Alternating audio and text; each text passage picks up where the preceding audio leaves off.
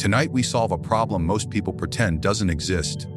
How do you defeat the charming liar, the guilt tripper, the subtle bully, without becoming them? In 7 precise moves, I'll show you how to turn their own tactics against them, protect your mind, and walk away with your dignity.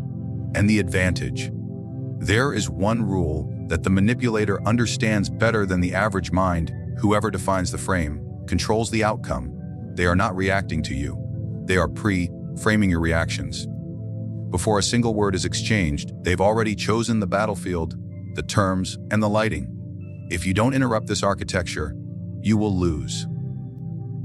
Not because you were wrong, but because you entered a rigged arena. This is what Machiavelli knew when he wrote The Prince.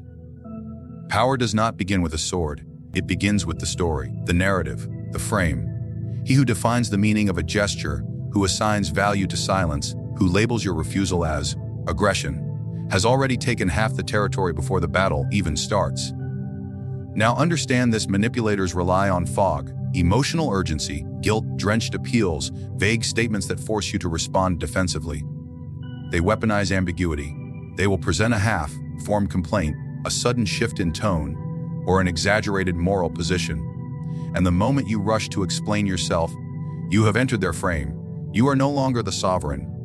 You are the defendant in a court they control. But what if you seize the frame first? Someone says, "I just find it funny how you always." Do not explain. Do not clarify. Instead, define. Say, "Let's slow down. What's the topic? What are you asking for? What outcome are you hoping for here?" At that moment, the fog pierced. The interaction shifts from drama to structure. You are dragging them into daylight, where manipulation cannot survive. Here's what happens next: they'll resist. They'll accuse you of being cold or technical. Good. That resistance is proof that their weapon has failed, because manipulators don't want clarity. They want reaction. They want you to respond emotionally so they can sculpt your response into something useful for them. But when you calmly demand structure, you force them to reveal the true intent beneath the performance. Machiavelli taught that politics is the management of perception. This applies not just to kings and diplomats, but to daily human conflict. Every social exchange has a hidden frame. If your coworker says, "Everyone feels like you're hard to work with," they're not just giving feedback. They're cloaking an attack in collective authority. You must not respond by defending yourself. That's entering their frame. Instead, seize control. Who exactly is everyone? What specifically was said? What's your role in this? Now you are the one defining terms. And most manipulators will retreat when forced to use specifics. They thrive on insinuation, not precision. The most effective way to seize the frame is to insist on a shared definition of the situation. When ambiguity appears, slow it down. Turn it into a negotiation of clarity. What are we talking about? What's the actual problem, in concrete terms? What's the standard we're holding each other to? These aren't deflections. They're surgical strikes against the foundation of manipulation: confusion. Think about relationships. When someone says, "You never make time for me," the weak frame is emotional guilt. But a sovereign response does not get lost in feelings. You don't deny it. You don't apologize instantly. You ask, "How do you define make time? What's the standard you're comparing this to?" Again, you're dragging emotion into form. Once you do that, you're no longer the emotional sponge for their discontent. You're the architect of a new agreement. Seizing the frame also means controlling the tempo. Manipulators love urgency. They'll demand immediate answers, throw emotional ultimatums, or push for decisions before you've had time to think. The moment you say, "Let's revisit this tomorrow after I've had time to reflect," you've frozen their advantage. You've stepped outside their rhythm. And just like that, because manipulation is not just about words, it's about speed, context, and reaction. Take those away, and the performance collapses. Remember, when someone uses shame, guilt, or confusion as a tool, you are not required to fight fire with fire. You only need to reclaim the right to define the battlefield. And that means naming what's being discussed, clarifying what is being asked, and deciding when the conversation will even take place. When you decide the terms, you decide the limits. And when you decide the limits, you decide the reality. Most people lose control in a conversation the moment they start explaining themselves. They rush to correct a false assumption, to prove their innocence, to clarify their position. And in doing so, they fall directly into the manipulator's hands. Why? Because they've been baited into reacting. They've accepted the manipulator's framing of the situation. They've agreed, silently, fully, that the manipulator's premise is valid. But Machiavelli would tell you never defend. Diagnose. When you are under psychological attack, don't block the strike. Reflecting on it. This is where the mirror interrogative becomes your sharpest weapon. Instead of reacting emotionally, you respond with precise, calm questions, not to gather information, but to expose intention. This tactic is not about curiosity. It's about control. Manipulators rely on implication. They rarely ask for what they want directly. Instead, they present half-truths, insinuations, vague concerns, and passive aggression. They say things like, "You've changed lately," or "I guess you just don't care anymore," or "Some people are saying you're not being a team player." These aren't real statements, they're probes. They're designed to lure you into defending yourself, to make you chase their approval and abandon your logic. But instead of reacting, you hold the mirror. You force them to stare at the reflection of their own manipulation. How? With just one question, what makes you say that? When they shift, you shift deeper. What are you hoping I'll do in response to this? That single question flips the balance of power. You are no longer responding to the emotional bait. You're asking them to declare their endgame, and most manipulators cannot answer that without revealing their hidden motive. Let's say someone says, "Everyone agrees you're too intense." Most people would start defending, "That's not true. I was just passionate." You don't do that. You say, "Who exactly is everyone? What specific situation are you referring to?" If they avoid naming names or offering examples, you've already exposed the weak foundation of their tactic. If they double down, you go further. What effect do you expect this feedback to have on me? Now they're cornered, because they either have to admit they're trying to change your behavior, or they'll abandon the conversation altogether. What makes this tactic Machiavellian isn't its coldness, it's its clarity. You are turning the formless into concrete. You are refusing to battle shadows and demanding form. You are forcing them to own their words. This tactic also slows the tempo of manipulation. Most manipulators want things to move quickly, emotionally, impulsively. The moment you ask a question, the pace changes. You've shifted from emotion to analysis. You're not yelling. You're not wounded. You're watching. That shift alone is destabilizing. Now, if they respond to your questions with more vagueness, you know what I mean. You escalate calmly. "No, I don't." Be specific. "I don't engage in unclear accusations." The more you hold this line, the more uncomfortable they become, because now they are the ones having to justify themselves.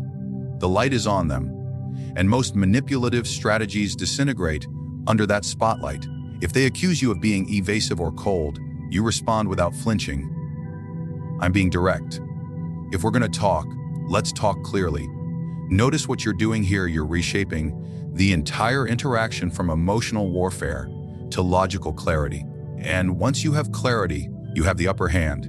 This technique is especially powerful when used with calm, even-toned delivery. There is no need for sarcasm or anger.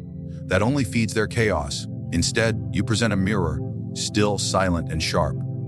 And as they look into it, they see their tactic unraveling. They start to realize that the tools they used on others, confusion, guilt, pressure, are now falling flat because you're not trying to be liked. You're trying to see. And nothing scares a manipulator more than being seen too clearly. Silence. In the hands of the average person is hesitation, but in the hands of the strategist, silence becomes a tax, a cost, a weapon that drains the manipulator's energy while conserving your own.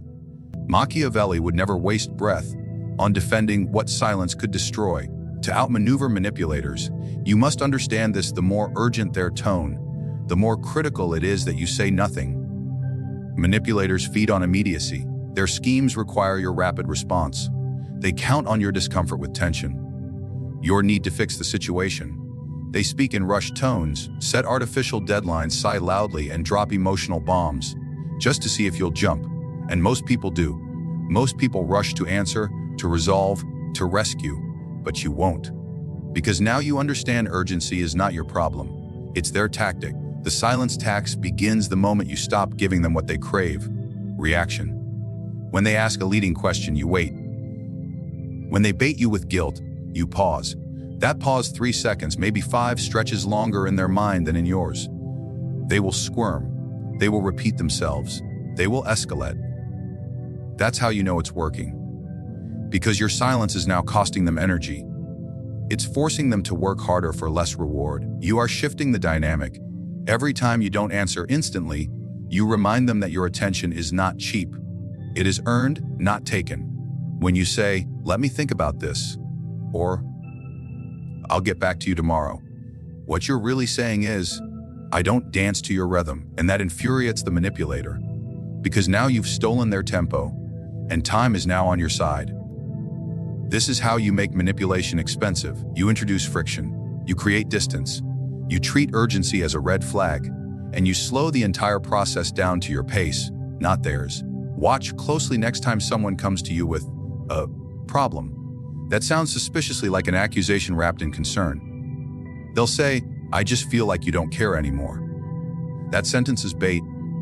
They want a flurry of apologies, a flood of explanation, maybe even guilt-driven compliance. But instead, you look at them, you say nothing, or you simply reply, "I hear you." Then silence. Not passive aggression, not avoidance, strategic stillness. This forces them to carry the conversation forward without the control they expected. You're not denying them closure, you're demanding a cost. You're shifting the weight of proof back to them. If they want clarity, let them work for it. If they want action, let them spell it out. You are no longer providing emotional labor for free.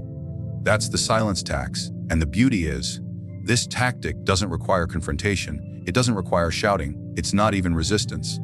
It's a refusal.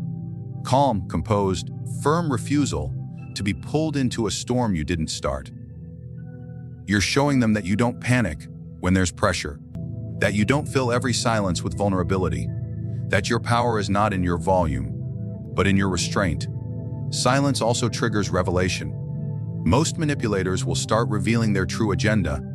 If you let them speak long enough without interruption, they'll go from subtle implication to outright demand, from vague criticism to personal insult. Why? Because they're trying to shake you out of your calm. They can't manipulate someone who doesn't react, so they escalate. They get sloppy, and you get clarity. Even better, when you do respond after long silence, your words carry more weight. You've trained them to listen. You've broken their rhythm, and now they know they can't just throw emotional hooks and expect you to bite. They'll think twice before trying again. Because with every delay, every pause, every measured response, you are sending a message: access to you is not free. It is earned. And if they want your attention, they'll pay in clarity, respect, and truth. A manipulator's greatest strength is not their charm. It is your forgetfulness. They don't just distort the truth. They bet on your inability to recall it precisely. They rewrite the past in subtle strokes, erasing agreements, distorting conversations, denying promises. They do it casually with a calm face, forcing you to question your own memory. And once you doubt your memory, you lose your certainty. Once you lose your certainty, you surrender the high ground. This is how gaslighting begins, not with force, but with doubt. Machiavelli would not argue with liars. He would not debate memory, he would record it. That is your next move. You build a ledger, a private record. You become the historian of every interaction. Not for drama, not for revenge, but for clarity. Because power cannot exist in confusion. The one who keeps the record controls the narrative. Think about it. They say, "I never said that," and you freeze. You're sure they did, but they say it so confidently, with that condescending half smile, that you start to question yourself. Maybe you misunderstood. Maybe you misremembered, or maybe you've been played. Now imagine instead, you calmly open your notes and read back their exact words from 3 days ago, time stamped, emotionless. You don't raise your voice. You don't accuse. You simply recite, and just like that, the spell breaks. This is not paranoia. This is documentation. It is your insurance against distortion. Every manipulative person hates accountability because it removes their greatest weapon, fluidity. They thrive when things are vague. They drown in precision. And when you bring the ledger, you bring precision to the game. You begin with written confirmation. After every conversation with weight or consequence, you summarize. Just confirming. Today you asked for X to be completed by Friday, and in return, you agreed to provide Y.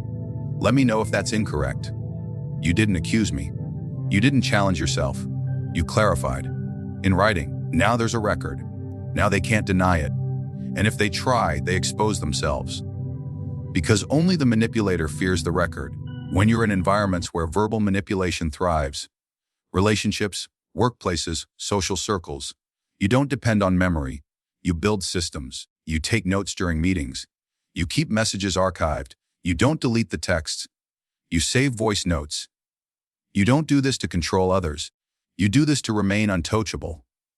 Because when the inevitable moment comes where they say, "That never happened," you won't need to argue. You'll simply show. There's no need to announce your ledger. This is silent warfare, a private counterstrike. Let them believe you're passive, you've forgotten. Let them underestimate your silence. Then, at the critical moment, present the record. Without emotion, without effort. Just facts. Watch their posture shift. It also creates preemptive discipline. When people know you're the kind of person who confirms details, who sends follow-ups, who operates in the light of clarity, they adjust. They become careful, respectful. They start choosing words with precision because they know those words will not disappear. You train people through consistency, not confrontation. This tactic is especially devastating against gaslighting because gaslighting depends on repetition. A slow erosion of your confidence over time. You're overreacting. That's not what I meant. I never said that. These phrases aren't just dismissive, they're corrosive. They eat away at your internal compass until you no longer trust your own senses. But when you keep the ledger, you don't need to rely on feelings, you rely on facts. And facts are the one thing the manipulator cannot bend. They can lie, deflect, twist, and charm, but they cannot erase a documented truth, especially one delivered without drama, without accusation, without weakness. The moment you become the person who confirms, who writes down timestamps, manipulation becomes inefficient, exhausting, unprofitable, and they move on, not because you fought them, but because you were too sharp to be played, too precise to be gaslit, too prepared to be rewritten. You now carry weapons most people never develop in a lifetime. You no longer walk blind into conversations where others shape your reality. You seize the frame before it traps you. You expose motives with surgical questions. You let silence do the heavy lifting. And when they attempt to rewrite history, you open the ledger and return them to truth. This isn't just about avoiding manipulation. It's about becoming unmanipulatable. Calm, exact, detached. You don't react, you read. You don't defend, you define. You don't argue, you control. Machiavelli never preached cruelty. He preached clarity. He understood that power, real power, is subtle, disciplined, invisible until necessary. And now, so do you. If they try to pull you into chaos, you stay in command. If they play games, you slow the game down until it breaks apart in their own hands. You are no longer prey. You are the strategist in the shadows, the one who watches, waits, and strikes without rage, because power needs no performance, only precision.